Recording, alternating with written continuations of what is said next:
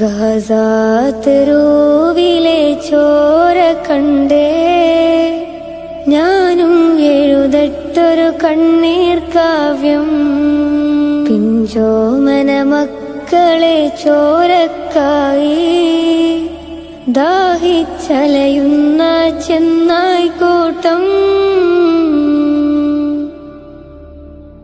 മരിച്ചത് ഞാനല്ല നീയാണ് മുസ്ലിമേ.